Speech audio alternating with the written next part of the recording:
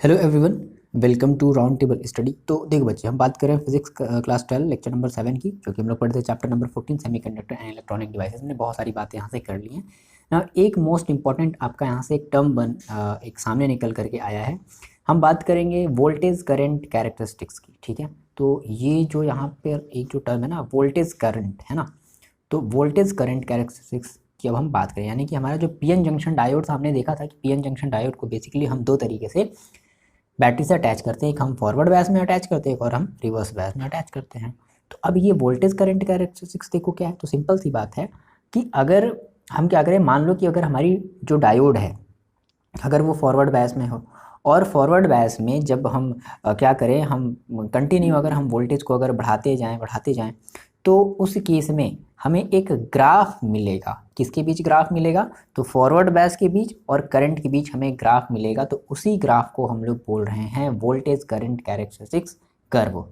क्या बोल रहे हैं? वोल्टेज करंट कैरेक्टरिस्टिक्स कर्व, ठीक है। तो एक हमें ग्राफ मिलेगा फॉरवर्ड बायस में, ठीक है, वोल्टेज और करंट के बीच, फॉरवर्ड बायस वोल्टेज और फॉरवर्ड करंट के बीच। एक हमें ग्राफ मिलेगा सिमिलरली हमारा जो रिवर्स बायस जो हमारा था, यानी कि हम जो रिवर्स बायस हमारा जो था उस केस में, और एक हमारा करंट के बीच क्या मिलेगा? ग्राफ मिलेगा। तो इस तरीके से हमें ओवरऑल टोटल दो कैरेक्टरिस्टिक्स पढ़ने हैं। एक हमारा पढ़ना है फॉरवर्ड कैरेक्टरिस्टिक्स, एक हमें पढ़ना है रिवर्स कैरेक्टरिस्टिक्स। तो कैरेक्टरिस्टिक्स का मतलब यानी कि हमारी जो वोल्टेज करंट कैरेक्टरिस्टिक्स कर्व है, सिंपल सी बात साफ साफ यहाँ पर समझ में आ रही है कि हमें एक ग्राफ का क्या करना है, ग्राफ हमें एक ड्रॉ करना है, और उसी ग्राफ के बेसिस पर हम उसके फॉरवर्ड और रिवर्स कैरेक्टरिस्टिक्स को फर्दर स्टडी करेंगे। तो इसीलिए हम लोग इसे बोल रहे हैं वोल्टेज करंट कैरेक्टरिस्टिक्स कर्व।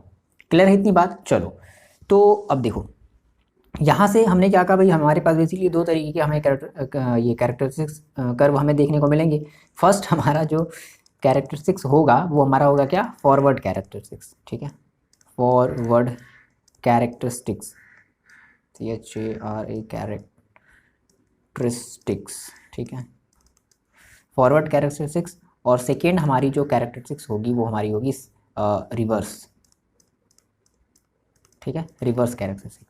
अब देखो, तो सबसे पहले हम बात करते हैं, अपनी हेडिंग आप लगा लो फॉरवर्ड कैरेक्टरिस्टिक्स की। हम बात कर लेते हैं कि ये भाई फॉरवर्ड कैरेक्टरिस्टिक्स में हम लोग ग्राफ कैसे बनाएंगे, या फिर ये जो ग्राफ आप जो अगर आप मान लो देख रहे होगी तो उसका एक्सप्लेनेशन क्या, आखिर अचानक से ये ऐसे ग्राफ कैसे बन गया। तो हम लोग फर्स्ट बात कर रहे हैं, किसकी बात कर ली जाए?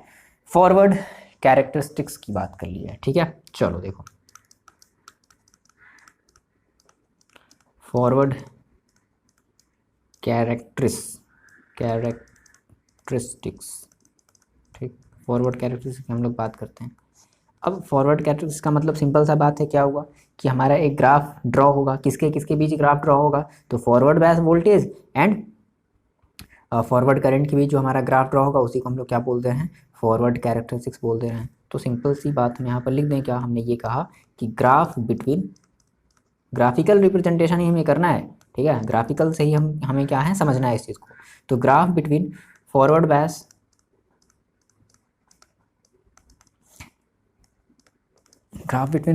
Voltage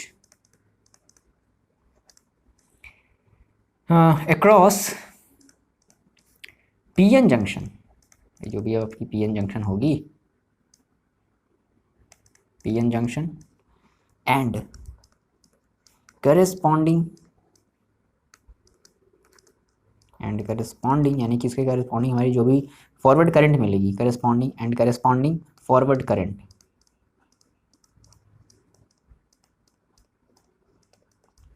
current, through a PN junction, is called forward characteristics, ठीक है। तो हम इसी को हम लोग क्या बोल रहे हैं? फॉरवर्ड कैरेक्टरिस्टिक्स बोल रहे हैं। अब देखो होता क्या, समझते हैं। मान लो मैंने कहा कि मेरे पास एक जो है, सपोज करते हैं यहाँ पर मेरे पास एक पीएन जंक्शन डायोड इस तरीके से बनाते हैं ना। तो मान लो हमारे पास ये एक पीएन जंक्शन डायोड है ना, ये हमारा एक पीएन जंक्शन है, ये हमारा रिप्रेजेंट करता है पी को, ये हमारा रिप्रेजेंट करता है एन को। अब ये सारी चीज़ें हमें कैसे पता चलेंगी कि हमने जो है वोल्टेज को बढ़ाया है या हमारी करंट कैसे बढ़ रही है, तो क्या करना पड़ेगा, अगर हमें चेक करना है कि अच्छा करंट बढ़ रहा है नहीं बढ़ रहा, तो सोचो सर्किट में आपको क्या ड्रॉ करना पड़ेगा, क्या लगाना पड़ेगा, एक मिली एम्पियर लगाना पड़ेगा। ठीक है, तो आप यहाँ पर एक एमीटर लगाओगे, यानी कि एक मिली एम्पियर। बेसिकली हमें इसमें जो करंट मिलती है वो मिली एम्पियर के फॉर्म में मिलती है, तो हम यहाँ पर एक मिली एम्पियर लगा लेते हैं। और मिली एम्पियर देखो हम इससे कैसे लगाएंगे, सीरीज़ में ही तो लगाएंगे। एम्पियर जो होती है, मतलब जो एमीटर होती है, वो सर्किट में कैसी होती है, सीरीज़ में होती है। अच्छा, अब हमारा अब भाई कैसे पता चलेगा कि हम वोल्टेज इंक्रीज़ कर रहे हैं, तो उसके लिए हमें एक वोल्ट मीटर लगाना पड़ेगा।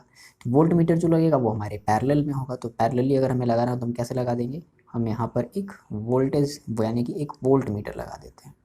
इस तरीके से बात को समझो। अब हमें चाहिए एक बैटरी, समझ में बात आ रही है ना, तो हमें चाहिए एक बैटरी, तो हमें एक बैटरी से भी इसको कनेक्शन, हमारा प्लस माइनस, ये हमारा प्लस माइनस, तो हमें इसे बैटरी से भी इसे कनेक्ट करना पड़ेगा। तो बैटरी से कनेक्ट करने से पहले हम क्या करेंगे, हमें एक बैटरी तो लगानी ही लगानी है, लेकिन हमें उसके लिए एक वेरिएबल रेजिस्टेंस भी तो चाहिए, ताकि हम मतलब हमें एक जॉकी चाहिए, उस जॉकी के हेल्प से क्या कर सकते हैं, हम अपने रेजिस्टेंस को बढ़ाया घटा सकते हैं। तो उसके बेसिस पे हमारी जो वोल्टेज है वो क्या हो जाएगी, बढ़ेगी और घटेगी। तो उस बेसिस पे हमारा जो करंट है वो भी हमारा क्या होगा, बढ़ेगा या डिक्रीज होगा ना। तो हमने कहा कि सबसे पहले ऐसा करते हैं कि इसका हम जो कनेक्शन है ना, हम किसी एक जॉकी से कर देते हैं इस तरीके से, और यहाँ पर हम एक वेरिएबल रेजिस्टेंस, ठीक है, लगा देते हैं, है ना। ये इधर इधर इधर इधर कहीं भी ऐसे ऐसे मूव कर सकता है। अब यहाँ पे हमने क्या कर दिया, एक हमने एक बैटरी अटैच कर दी है, बैटरी अटैच करी है, ठीक है, ध्यान समझना, ये बैटरी है, ठीक, हमने बैटरी अटैच कर दी। और इसका फिर कनेक्शन हम डायरेक्टली जो है, ये हमने ये इधर से भाई हमारा पॉजिटिव चार्ज जाएगा जाएगा, और इधर से हमारा जो है निगेटिव, यानी कि हम इसका कनेक्शन इधर से ऐसे कर दे रहे हैं। क्लियर हो गई बात, ये इसमें ऐसे सटा हुआ ऐसे इस तरीके से रहेगा, ये इसमें ऐसे सटा हुआ रहेगा। तो इस तरीके से हमारा क्या हुआ, ये सारी चीज़ें अब हम लैब में पहुंच गए, ये सारा का सारा अपना पीएन जंक्शन लेकर के मार्केट से हमने एक पीएन जंक्शन डायोड खरीदा और उसको लेकर के पहुंच गए लैब में, अपने भाई फिजिक्स वाले लैब में, क्लास 12 के फिजिक्स वाले। हाँ सर, कहा हाँ सर, क्लास 12 तो पढ़ा ही नहीं, चलो देखो आ जाओ, कोई बात नहीं, लैब तो किया ही नहीं, कोई बात नहीं, जाने दो। जब किसी इंजीनियरिंग कॉलेज में जाना तब, या फिर किसी और जाना तो वहाँ कर लेना, किसी अच्छे कॉलेज में जाना तो वहाँ कर लेना। चलो देखो आ जाओ। तो अब इसकी हम बात करते हैं ग्राफ की। तो इसका ग्राफ हमें कुछ जो है इस तरीके से मिला।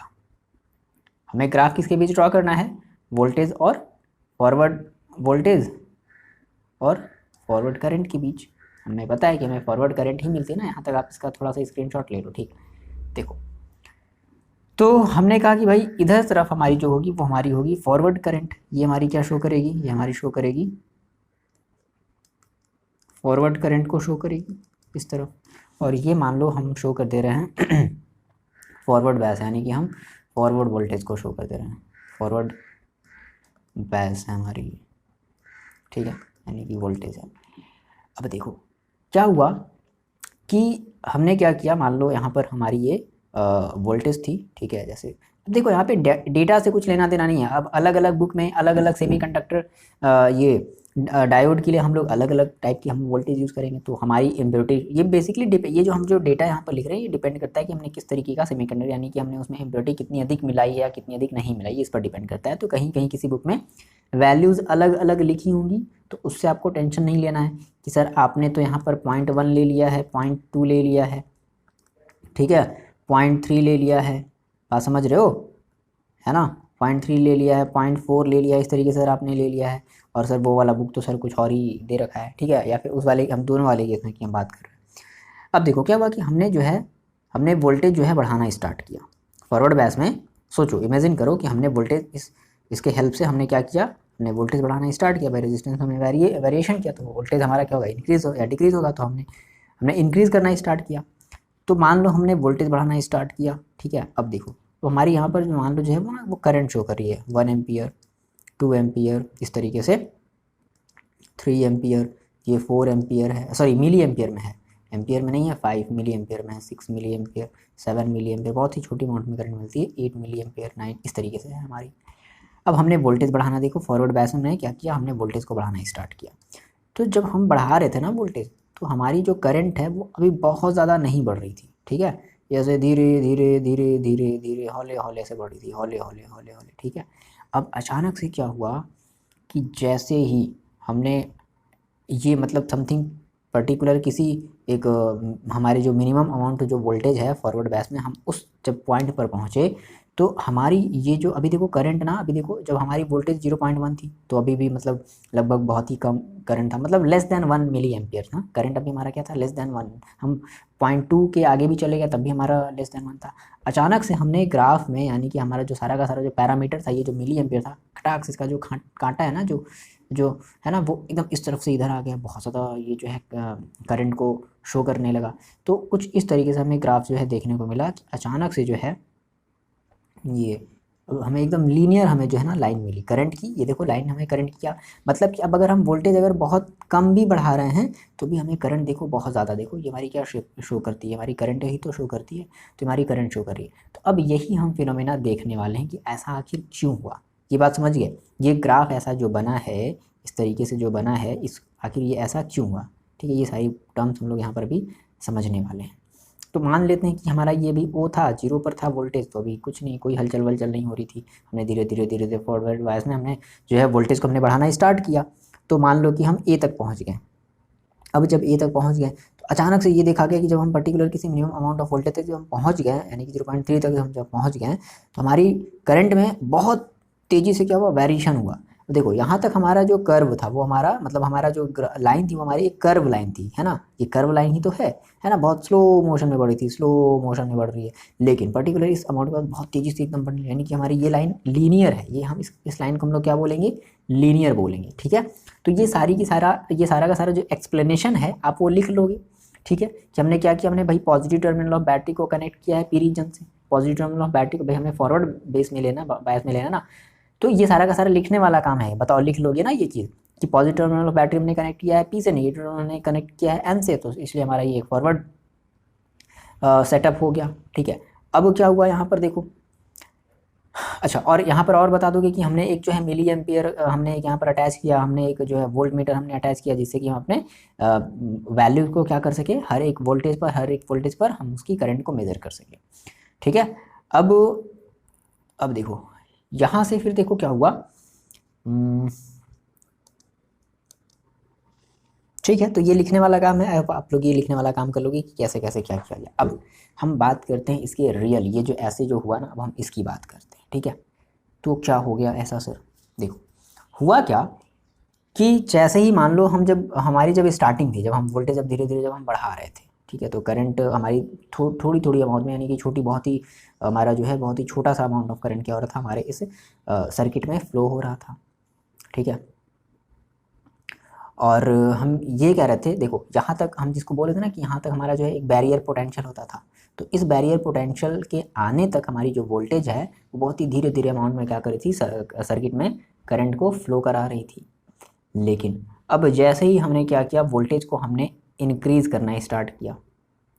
ठीक है, तो अभी हमारा ये देखो, मतलब अभी हम धीरे धीरे जो कराए तो हमने उसको ओ ए से हमने रिप्रेजेंट कर दिया।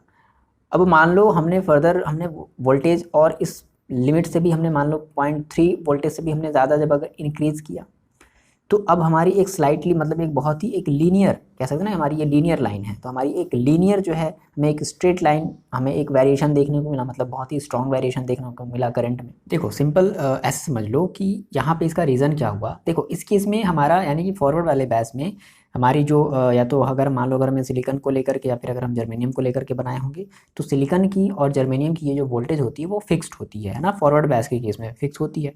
तो यहाँ पर ये जो हमें जो वोल्टेज मिली इसको हम लोग बोलते हैं नी वोल्टेज। क्या बोलते हैं, नी वोल्टेज। ठीक है, यानी कि हमें मतलब ये हमारा यहाँ तक हमारा जो है बैरियर पोटेंशियल था, और जैसे ही हमने उस बैरियर पोटेंशियल को क्रॉस किया उसके बाद फर्दर हमारी जो करंट है बहुत तेज़ी से इंक्रीज़ होने लगी। तो इस वाले पॉइंट को यानी कि ये वाला हमारा जो पॉइंट है इसे हम लोग बोलते हैं नी वोल्टेज। ठीक है, तो नी वोल्टेज यहाँ पे एक टर्म आया है, ध्यान से समझना, नी वोल्टेज। नी वोल्टेज का मतलब क्या हुआ, हम ये कह सकते हैं कि हमारी वो मिनिमम वोल्टेज, देखो नी वोल्टेज क्या है, एक मिनिमम वोल्टेज ही तो है, अब मिनिमम पोटेंशियल डिफरेंस ही तो है। तो अगर हम उस मिनिमम पोटेंशियल डिफरेंस को मतलब एक ऐसी वोल्टेज कह सकते हैं कि एक मतलब एक हमारी ऐसी मिनिमम वोल्टेज है, ठीक है, कि अगर हम उसको ओवरकम कर लें, नी वोल्टेज क्या है, एक ऐसी मिनिमम वोल्टेज है जिसको अगर हम ओवरकम कर लें तो हमारा जो करंट है बहुत ही तेज़ी से क्या हो जाएगा, इंक्रीज हो जाएगा। तो हम ये कह सकते हैं कि नी वोल्टेज दैट इज, हम ये कह सकते हैं कि minimum voltage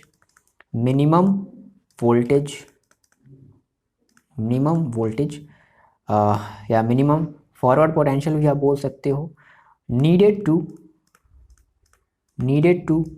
overcome the barrier potential,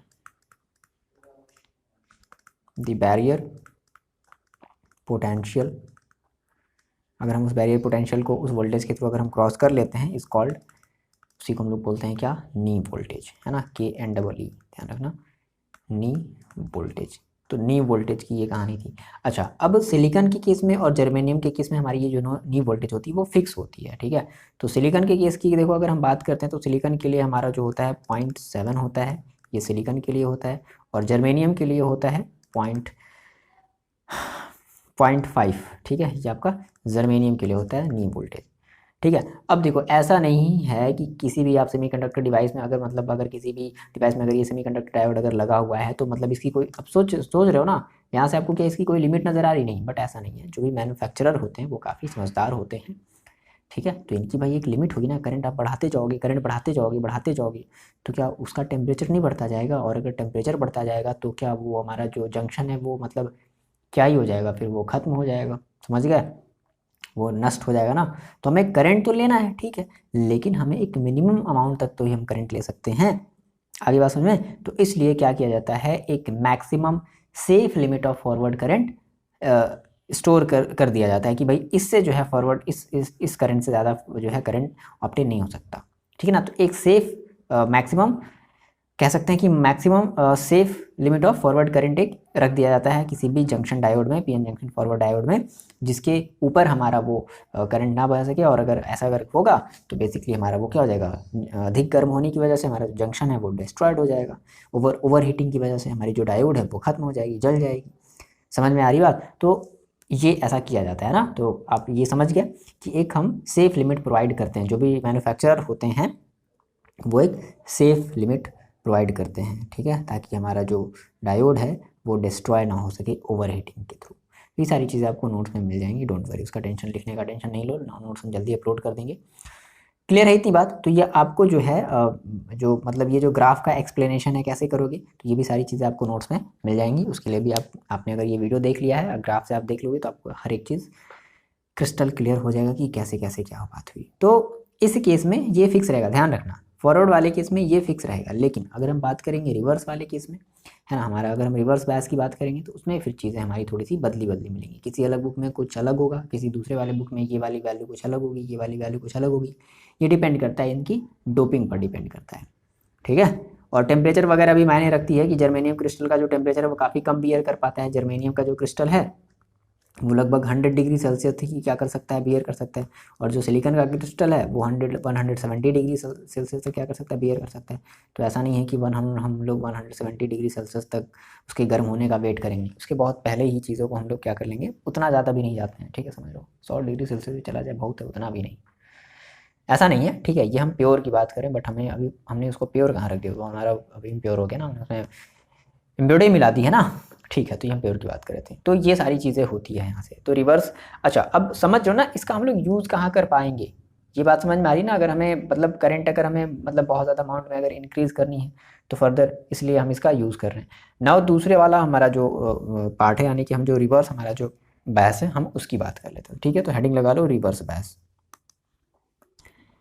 देखो सिंपल सी बात है, हमने कहा भाई रिवर्स कैरेक्टरिस्टिक्स की हम बात कर रहे हैं। तो रिवर्स कैरेक्टरिस्टिक्स में क्या होगा कि हमारा जो भी डायोड है वो रिवर्स ऑर्डर में, यानी कि रिवर्स ऑर्डर कहने का मतलब क्या है कि हमारा जो पी होगा वो हमारे निगेटिव वाले बैटरी के निगेटिव टर्मिनल से अटैच होगा, और जो एन होगा सेम वही बात। तो इस टाइप का हम जो ग्राफिकल रिजल्ट हम जो ऑब्टेन करेंगे तो इसको हम लोग बोलेंगे रिवर्स कैरेक्टरिस्टिक्स, ठीक।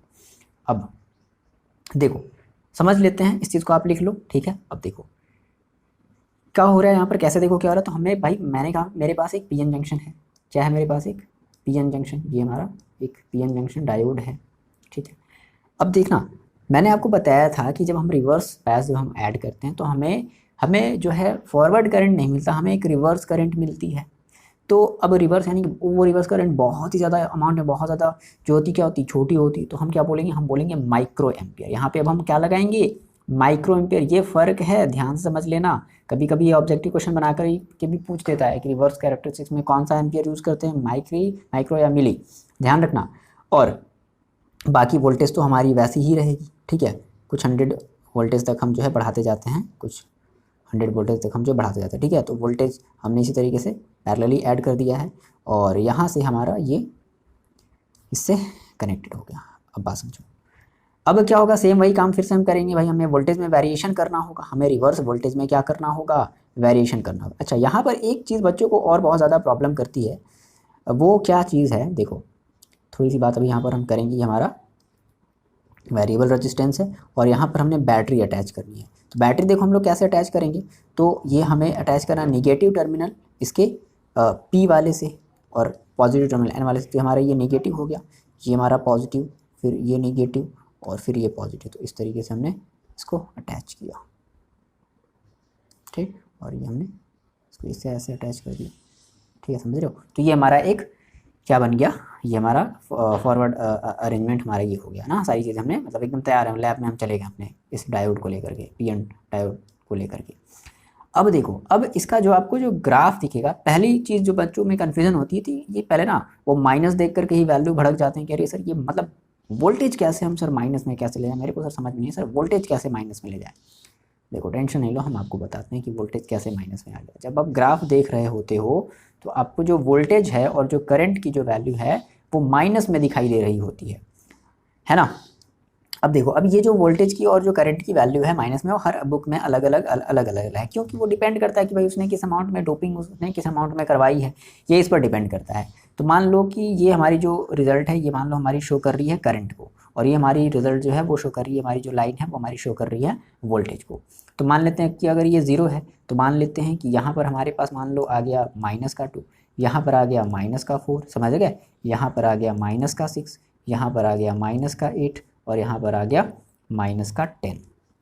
इधर हमारी फर्दर करंट को हम क्या ले लेते हैं, माइनस में ले लेते हैं, तो -2 आ जाते हैं, फिर -4 आ जाते हैं, माइनस, समझ रहे हो, -6। इस तरीके से मतलब फर्दर ये अलग अलग वैल्यू भी हो सकती है, बड़ी बड़ी वैल्यू भी हो सकती है ना। 100 माइक्रो एम्पियर के आसपास भी लगभग ये हो सकती है, 100 माइक्रो एम्पियर तक भी जा सकती है, ठीक है, ध्यान रखना। ये हो गया, फिर मतलब माइक्रो एम्पियर से लेकर के ये मिली एम्पियर तक वैरी कर सकती है, इतना ज़्यादा भी देखो इसमें करंट का वेरिएशन आएगा, ठीक है। सिमिलरली हमारा ये -10 हो गया, इस तरीके से हमारी ये वैल्यू इस तरीके से फर्दर इंक्रीज हुई। अब ये माइनस क्यों, माइनस का क्या मतलब है सर, देखो होता क्या है कि हम ये जो ग्राफ है ध्यान से देखो, अपने इसको P1 वो फॉरवर्ड वाले से देखो कंपैरिजन करो, तो फॉरवर्ड वाले में हम लोग जो है कैसे बात करते हैं, हम वोल्टेज को ले रहे थे भाई, फॉरवर्ड ले रहे थे, तो इसलिए हमने ऐसे ले लिया, मतलब एक्स एक्सिस के हमने वोल्टेज को राइट साइड में लिया था, एक्स एक्सिस के राइट साइड में लिया था ना, यही तो लिया था। यहाँ पे आपको ये इस तरीके से ऐसे रिप्रेजेंट किए थे ना, और आप यहाँ पर इसको इस तरीके से रिप्रेजेंट करोगे, समझ गए। तो आप देखो अब बात समझ में आ गई, ये आपकी जो है फॉरवर्ड कैरेक्टरिस्टिक्स थी और ये आपकी रिवर्स कैरेक्टरिस्टिक्स है। तो इसलिए हम जो वोल्टेज ले रहे हैं वो कैसे रिप्रेजेंट करें, ग्राफ, हम देखो ये ग्राफिकल रिप्रेजेंटेशन है, तो ये जो ग्राफिकल रिप्रेजेंटेशन है हम इसके रिस्पेक्ट में ले रहे हैं। तो अब हम जो है इस एक्स एक्सिस के देखो हम कैसे चल रहे हैं, लेफ्ट साइड चल रहे हैं, समझ गए। और हम देखो वाई एक्सिस के देखो कैसे चल रहे हैं, तो वाई एक्सिस के वहाँ पे हम करंट कैसे चलते थे, पॉजिटिव में चलते थे, और वोल्टेज कैसे चलते थे, ऐसे पॉजिटिव में चलते थे। यहाँ पर हम करंट, यहाँ पर हम देखो ये हमारी जो वोल्टेज वो देखो कैसे चल रहा है, निगेटिव में चल रहा है, और करंट देखो हम कैसे चल रहे हैं, निगेटिव में चल रहे हैं ना। तो इसलिए हम ये माइनस लेते हैं, ये चीज़ क्लियर हुई। यहाँ पर अब आपको ये कन्फ्यूज़न नहीं रहेगा।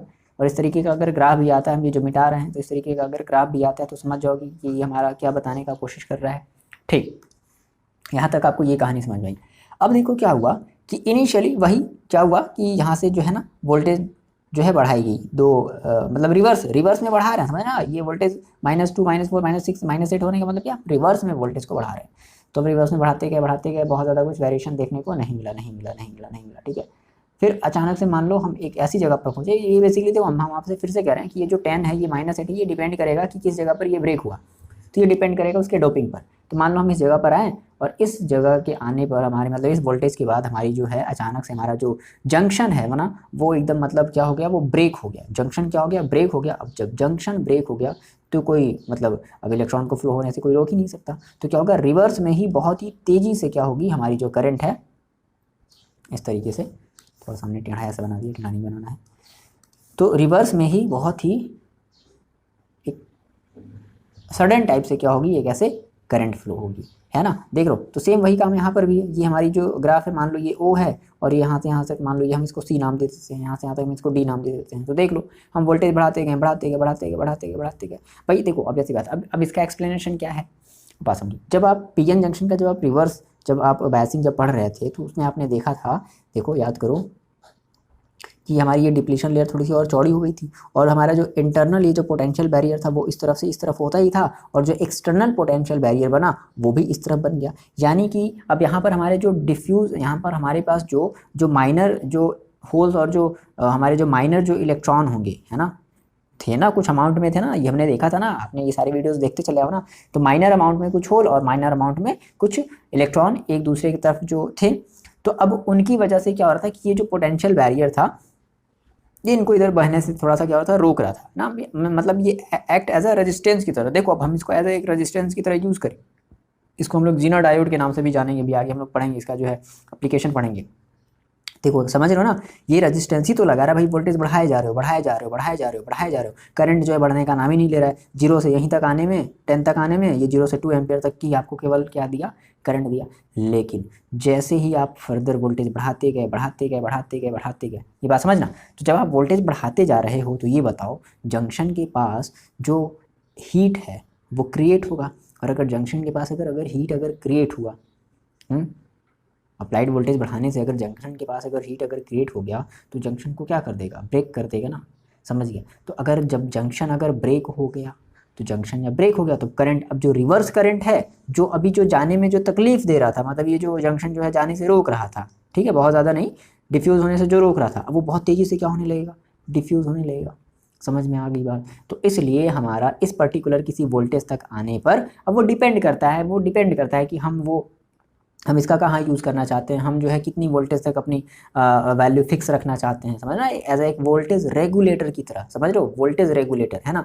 तो आपने नाम भी सुना होगा। तो यही सारी हम लोग अभी जो है फंक्शन आने वाले वीडियोज़ में देखेंगे, बस यही सब बचा ही है, उसके बाद फिर ये चैप्टर खत्म। आप PN बता देना कि आपके सिलेबस में है या नहीं है, ठीक है। तो जैसा देखेंगे नहीं तो उसको फिर बाद में बच्चे जो हैं फिर बाद में अपलोड कर देंगे, जैसा होगा आप बता देना PN है या नहीं आपके सिलेबस में।